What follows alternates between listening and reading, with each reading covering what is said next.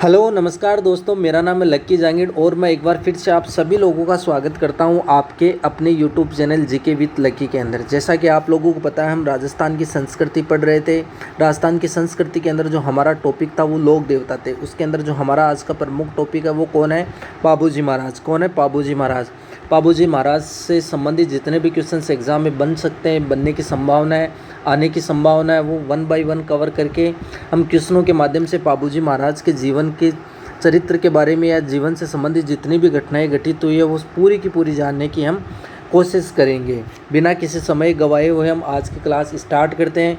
और क्लास शुरू करने से पहले मैं आप लोगों को कक्षा 6 के श्लोक की वो 4 लाइनें याद दिलाना चाहता हूँ जो आपके जीवन को परिवर्तित कर सकती है, जो आपकी शिक्षा के जगत के अंदर आपका वर्चस्व स्थापित कर सकती है। आप सभी लोगों को कक्षा 6 की वो एक श्लोक ज़रूर याद होगा। कौन सा? देखो, विद्या ददाति विनयम विनयादि याति पात्रत्वाम पात्रत्वात् धनमो प्राप्ति और धनात् धर्मत्यत सुख। अर्थात विद्या ददाति विनयम, विद्या से विनम्रता की प्राप्ति होती है। विनयादि याति पात्रत्वाम, और विनम्रता से क्या? आपकी पात्रता की प्राप्ति होती है। पात्रत्वाम धनमो प्राप्ति, पात्रता से आपको धन की प्राप्ति होती है। धनाति धर्म ततः सुख, अर्थात धन से धर्म की प्राप्ति होती है और धर्म से आपको क्या? सुख की प्राप्ति होती है या सुख आपको मिलता है। तो ये 4 लाइनें आप लोगों को याद रखनी है, आपका जीवन ज़रूर सफल होगा। हम बिना किसी समय गवाए हम आज की क्लास स्टार्ट करते हैं पाबूजी महाराज का नाम लेते हुए। और आपके सामने जो पहला क्वेश्चन है वो ये रहा। पहला क्वेश्चन क्या है कि पाबूजी किस वंश के लोक देवता थे? देखो, मैंने बार बार हम पढ़ेंगे तभी याद होंगे। देखो, पहला ऑप्शन है तंवर वंश, दूसरा है सांकला, तीसरा है राठौड़ या चौथा है नागरवंशी। देखो, तंवर वंश के राजपूत ये कौन थे? रामदेव जी। कौन थे? रामदेव जी। तंवर वंश के राजपूत कौन थे? रामदेव जी। देखो, सांकला वंश के राजपूत कौन थे? मांगलिया मेहाजी। कौन थे? मेहाजी। सांकला वंश के राजपूत कौन थे? मेहाजी। देखो, राठौड़ वंश के राजपूत पाबूजी कौन थे? राठौड़ वंश के राजपूत थे। नागरवंशी ये कौन थे? गोगाजी। कौन थे? गोगाजी। नागरवंशी कौन थे? नागरवंशी राजपूत कौन थे? गोगाजी थे। अगला क्वेश्चन आप लोगों के सामने ये रहा। अगला क्वेश्चन क्या है? अगला क्वेश्चन है कि पाबूजी किसके अवतार माने जाते हैं? देखो, श्री कृष्ण के, लक्ष्मण के, श्री राम के या कुश के? तो जो पाबूजी महाराज है वो किसके अवतार माने जाते हैं? लक्ष्मण के अवतार माने जाते हैं। देखो, श्री कृष्ण के कौन अवतार माने जाते हैं? कौन? रामदेव जी। कौन माने जाते हैं? रामदेव जी। रामदेव जी महाराज किसके अवतार माने जाते हैं? भगवान श्री कृष्ण के। श्री राम के कौन अवतार माने जाते हैं? बताइए।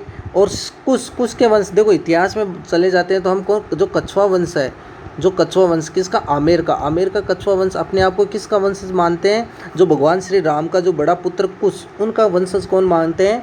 कुश का वंशज जो कछुआ वंश के राजपूत है वो मानते हैं। अगला क्वेश्चन आप लोगों के सामने ये रहा।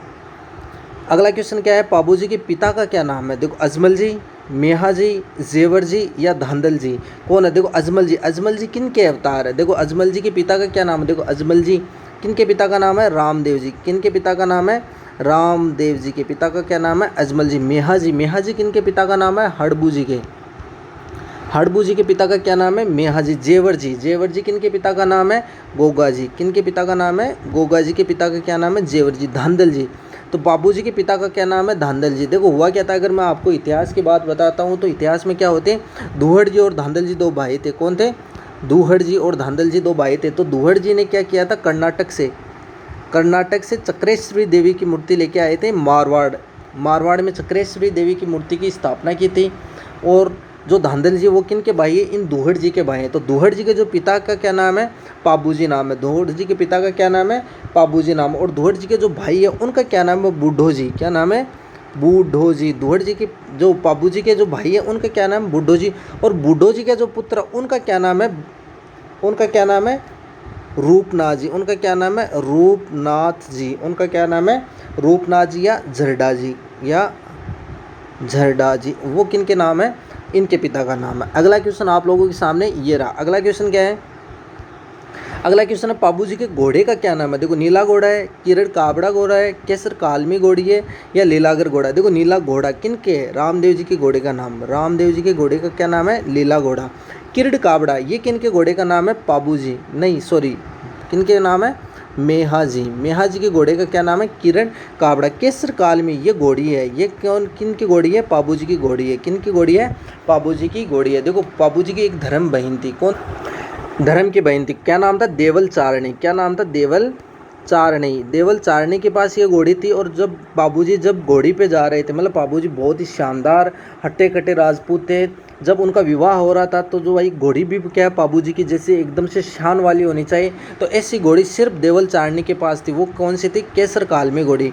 तो बाबूजी ने रिक्वेस्ट की किस देवल चारणी से कि तू अपनी घोड़ी मेरे को दे दे। तो केसर जो देवल चारणी इसने कहा कि मैं घोड़ी तेरे को दे दूंगी बाबूजी, लेकिन जो जिंदराव खींची है वो कौन है? वो उनकी गायों का क्या है? दुश्मन है। वो गायों को चुराता था, जो देवल चारणी इनकी गायों को भगा के लेके जाता था। तो उसने कहा कि अगर मैं घोड़ी दे दूंगी तो फिर मेरी गायों की रक्षा कौन करेगा? तो बाबूजी ने वचन दिया था कि अगर देवल चारणी, मैं वचन देता हूँ कि अगर केसर कालमी ने मेरे को थोड़ा सा भी संदेश दे दिया कि तू क्या है अगर मुसीबत में है, तो मैं अगर फेरे ले रहा हूँ तो बीच के अंदर भी मैं ऊँट के तेरे पास आ जाऊँगा। तो ऐसा माना जाता है कि बाबूजी ने 2.5 फेरे ही लिए थे। कितने? 2.5 फेरे ही लिए थे। तो दूसरा तीसरा फेरा आधा ही हुआ था, उसके बीच के अंदर ही बाबूजी वहाँ से उठ के आ गए थे और जिंदराव खींची के सामने लड़ते हुए वीर गति को प्राप्त हो गए थे। ये बातों का ध्यान रखना है। अगला क्वेश्चन आप लोगों के सामने ये रहा। अगला क्वेश्चन क्या है? देखो अगला क्वेश्चन है बाबूजी का मंदिर कहाँ पर बना हुआ है? देखो रुणेचा में, सोर नहीं नोहर, कौन है? नोहर, ददरेवा या कोलूमंड में कहाँ पर बना हुआ है? देखो रुणेचा में। रुणेचा में किनका मंदिर बना हुआ है? रामदेव जी का। किनका है? रामदेव जी का मंदिर रुणेचा में। नोहर, नोहर हनुमानगढ़ में। इन यहाँ पर किनका है? गोगा जी का। गोगा जी का जो मुख्य मंदिर है वो कहाँ पर है? नोहर हनुमानगढ़। ददरेवा चूरू में। यहाँ पर क्या है? शीर्ष मेड़ी। यहाँ पर क्या है? शीर्ष मेड़ी। गोगा जी की जो शीर्ष मेड़ी है वो कहाँ पर है? ददरेवा चूरू में। तो कालूमंड में यहाँ किन का मंदिर बना हुआ है? पाबू जी का मंदिर कालूमंड फलोदी के अंदर बना हुआ है। कालूमंड फलोदी में बना हुआ है। फलोदी जोधपुर में बना हुआ है। किन का मंदिर बना हुआ है? बाबूजी महाराज का मंदिर बना हुआ है। अगला क्वेश्चन आप लोगों के सामने ये रहा। अगला क्वेश्चन क्या है? देखो बाबूजी का मेला कब बढ़ता है? देखो भाद्र शुक्ल दूज को, भाद्र कृष्ण अष्टमी को, भाद्र कृष्ण नवमी को या चैत्र अमावस्या को। देखो भाद्र शुक्ल दूज, देखो BS2 से BS11, यहाँ पर किन का मेला बढ़ता है? रामदेव जी का। किन का? रामदेव जी का। तो BS2 जो भाद्र शुक्ल दूज, इनको बाबेरी बीज के नाम से भी जाना जाता है। किनके? बाबेरी बीज के नाम से भी जाना जाता है। भाद्र कृष्ण अष्टमी को यहाँ पर किन का मेला बढ़ता है? मेहा जी का। किनका? मेहा जी का मेला। देखो भाद्र कृष्ण अष्टमी को मेहा जी का मेला बढ़ता है, लेकिन जो रामदेव जी का जन्म कब हुआ था? रामदेव जी का जन्म कब हुआ था? भाद्र कृष्ण अष्टमी को हुआ था। भाद्र कृष्ण नवमी को यहाँ पर किन का मेला बढ़ता है? गोगा जी का। किन का मेला बढ़ता है? गोगा जी महाराज का मेला भाद्र कृष्ण नवमी को बढ़ता है। चैत्र अमावस्या सीए किसने कर रखा है? देखो चैत्र अमावस्या सीए किसने कर रखा है? बाबूजी ने क्या कर रखा था? सीए कर रखा था। अगला क्वेश्चन आप लोगों के सामने ये रहा। अगला क्वेश्चन क्या है? ये रहा। बाबूजी के गीत क्या कहलाते हैं? देखो 13 ताली, पवाड़े, हरजंस या कोई भी नहीं। तो क्या कहलाते हैं बाबूजी के गीत? देखो 13 ताली। देखो तो रामदेव जी का जब फड़ का वाचन किया जाता है, फड़ का वाचन, तब जो गीत गाए जाते हैं महिलाओं के द्वारा, वो कौन से नृत्य करके गाया जाता है? 13 ताली नृत्य। 13 ताली नृत्य करके द्वारा महिलाओं द्वारा गीत गाए जाते हैं। और जो 13 ताली नृत्य करती है वो महिलाएं कौन सी जाति की है? वो कौन सी है? कामड़ जाति की महिलाएं। कौन सी है? कामड़ जाति की महिलाएं 13 ताली नृत्य। और कामड़ जाति की। और ये जो 13 ताली नृत्य कहाँ का प्रसिद्ध है? पादरा गाँव पाली का। कहाँ का है? पादरा गाँव पाली का ये प्रसिद्ध है। अगला ऑप्शन क्या है? देखो पवाड़े। तो बाबूजी के गीत क्या कहलाते हैं? पवाड़े। पैसे बाबूजी और पैसे पवाड़े। तो बाबूजी के गीत वो क्या कहलाते हैं? पवाड़े। हरजंस क्या है? देखो हरजंस मीराबाई का जो धार्मिक स्थल है, या मीराबाई के जो हरजंस क्या गीत भी कहलाते हैं। इनमें से कोई भी नहीं। अगला क्वेश्चन आप लोगों के सामने ये रहा। अगला क्वेश्चन क्या है? देखो अगला क्वेश्चन है बाबूजी किसके सामने लड़ते हुए वीर गति को प्राप्त हुए थे? महमूद गजनवी, महमूद खिलजी, बाबर या जिंदराव खींची। देखो महमूद गजनवी। महमूद गजनवी किन के? देखो गोगा जी है, गोगा जी महाराज महमूद खिलजी जो गजनवी है, महमूद गजनवी के समक्ष लड़ते हुए वीर गति को प्राप्त हुए थे। और महमूद गजनवी ने गोगा जी को कौन सी उपाधि से नवाजा था? जहर पीर की उपाधि। जहर पीर की उपाधि से किसको नवाजा था? महमूद गजनवी ने गोगा जी को नवाजा था। देखो महमूद खिलजी अगर आप लोगों को इतिहास में थोड़ा सा याद है तो देखो राणा कुंभा और महमूद खिलजी के मध्य लड़ाई हुई थी। कब हुई थी? 1437 में। कौन सा युद्ध हुआ था? सारंगपुर का युद्ध। कौन सा? सारंगपुर का युद्ध हुआ था। उसके अंदर राणा कुंभा की जीत होती है, महमूद खिलजी हार जाता है। राणा कुंभा जीत के उपलक्ष्य में क्या बनाता है? विजय स्तंभ का निर्माण करवाता है। विजय स्तंभ का निर्माण कहाँ पर करवाता है? चित्तौड़गढ़ के अंदर करवाता है। देखो अगला ऑप्शन है बाबर। बाबर और राणा सांगा के मध्य कौन सी लड़ाई हुई थी? 16 मार्च की बात है, सन 1527। कौन सा हुआ था? खानवा का युद्ध। कौन सा हुआ था? खानवा का युद्ध बाबर और राणा सांगा के मध्य हुआ था। तो पाबूजी और किन किन के मध्य? जिंदराव खींची के मध्य और पाबूजी इनके समक्ष लड़ते हुए वीर गति को प्राप्त हो गए। तो उसके बाद जो पाबूजी का जो भतीजा था उनका क्या नाम था? रूपनाजी। क्या नाम था? रूपनाजी। तो रूपनाजी ने फिर जिंदराव खींची को मार डाला और अपने जो चाचा थे पाबूजी उनकी क्या हत्या का बदला लिया था। अगला क्वेश्चन आप लोगों के सामने ये रहा।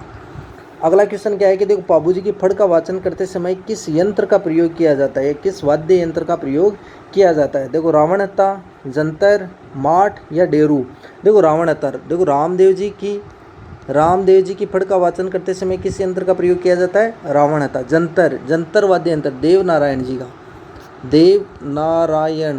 जी की फड़ का वाचन करते समय जंतर वाद्य यंत्र का प्रयोग किया जाता है। माठ वाद्य यंत्र। तो पापूजी की जो फड़ का वाचन करते समय किस यंत्र का प्रयोग किया जाता है? माठ वाद्य यंत्र का प्रयोग किया जाता है। डेरू किसकी? देखो गोगा जी। किनकी? गोगा जी की फड़ का वाचन करते समय किस यंत्र का प्रयोग किया जाता है? डेरू वाद्य यंत्र का प्रयोग किया जाता है। अगला क्वेश्चन आप लोगों के सामने ये रहा। इसका जवाब आप लोगों को कमेंट बॉक्स के अंदर बताना है। देखो मारवाड़ में सर्वप्रथम ऊँट कौन लेकर आए थे?